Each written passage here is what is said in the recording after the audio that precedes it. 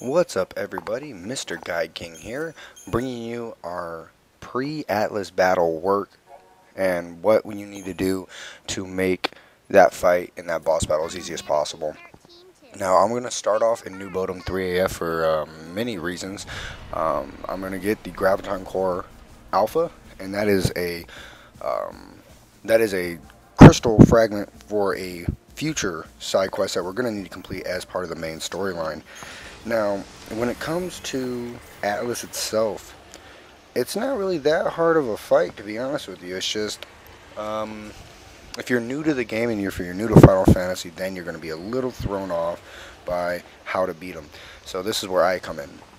Atlas deploys wounding attacks, and wounding attacks decrease your overall health, and the only way to get rid of them are by using wound potions, and that increases your overall health. Pretty self-explanatory on that one. Now, what you're going to want to be running for your party pack and for your Pardigms are going to be this. You're going to be wanting to run a Relentless Assault, Delta Attack, Tri-diaster, Diversity, Mystic Tower, and Consolidation. Now, I'm going to be giving you guys what that means in the comment box or the little description box below, so I don't have to explain it to you now. But you're going to want to start off in your Delta Attack, and then you're going to want to switch into your Tri-diaster and Relentless Assault as you stagger and chain them up. So we'll just go for there right now. So Atlas, with his wounding attacks, is pretty much like Paradox Alpha with the body. Now, if you guys remember Paradox Alpha, he put his hand way high in the air when he was going to slam it down on you, and then he put his hand way far to the right side of the screen when he was going to do his little swipe move. So pretty much the same with Atlas. If you're going to do it with the hand, you got to do it with the body, and that's what he does. He raises his hand in the air, and then he puts his hand to the left or the right to swipe.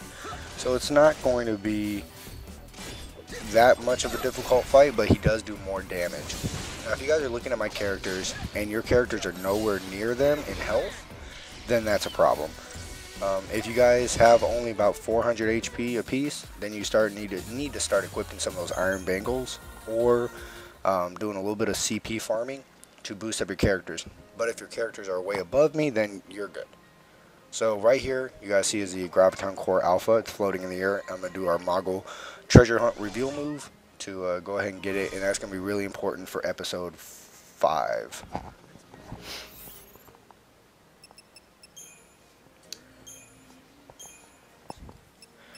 And that brings us up to 6 fragments right now, guys. So congratulations, we're on number 6 of 160. So it may seem like we got a lot to go, but don't worry, some of those fragments move really fast, and you'll be surprised how quickly you get them.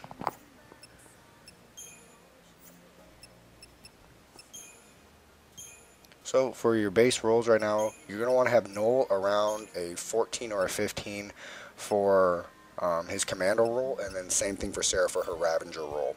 Now the other rolls can be replaced, like if you want to have Serah at like a level 8 commando and a level 4, sentinel, then that's okay. But as long as those main rolls that they have are about to that 13 to 15 level area, then you should be okay in that.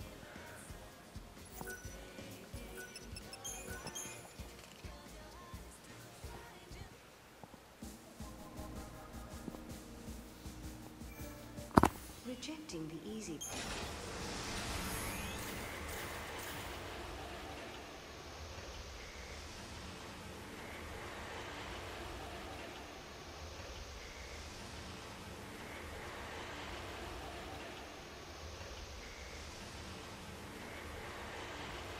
Alright, so let's go back into Brush Your Ruins and continue.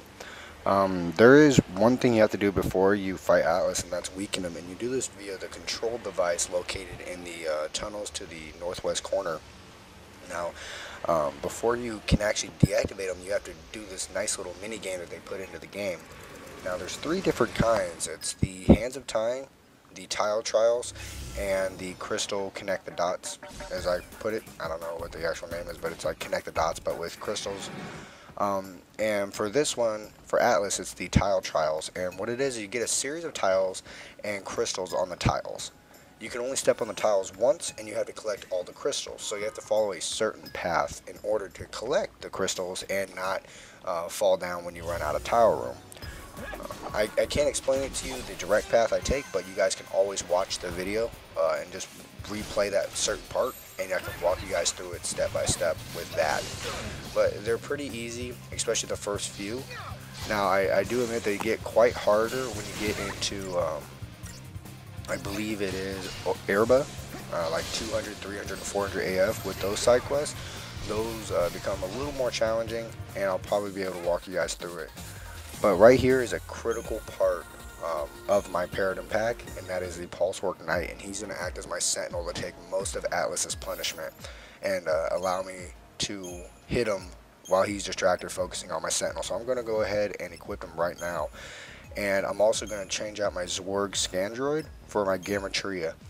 And the reason for this is he's just an overall better base monster for a Ravager. So I'm going to go ahead and switch him right now.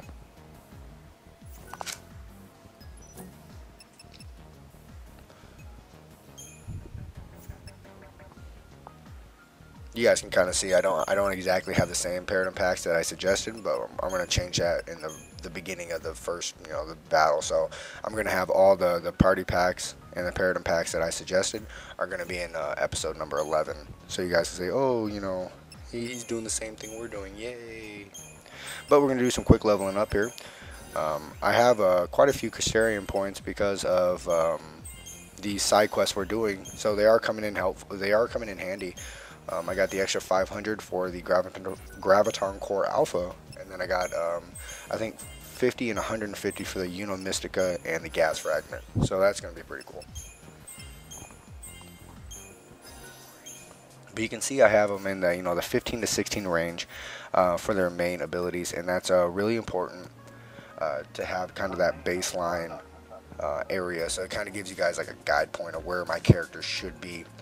And you can tell if you cannot beat the feral monsters in the area with the 5-star rating before your boss fight, then you're not ready for the actual boss fight, because the feral monsters are kind of a prelude to the boss fight. They kind of give you a waypoint of where your preparedness for your party is. So if you guys can't beat the feral monsters in this area like easily, then you probably should do some leveling up.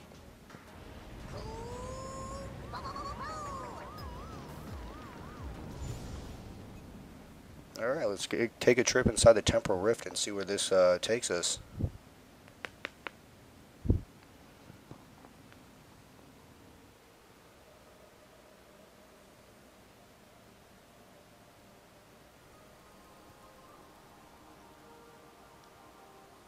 Where are we? Alright, this is the Temporal Rift we were talking about for the Tile Trials.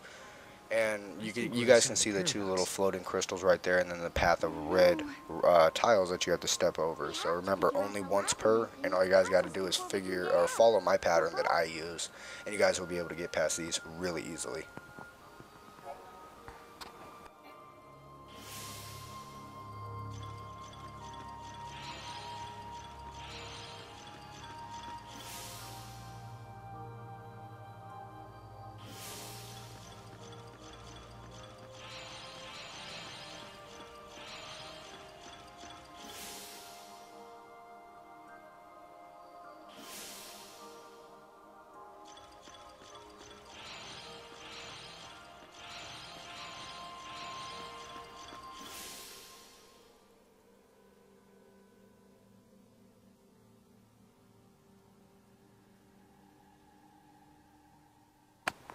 Alright, so that wasn't really that bad.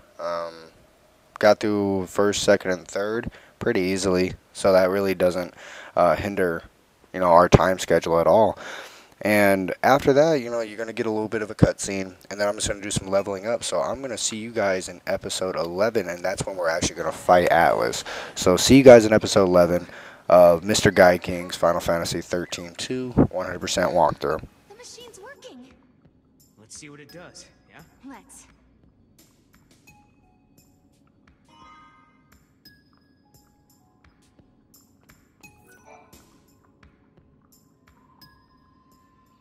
Hope this actually lets us control Atlas. All we can do is pray.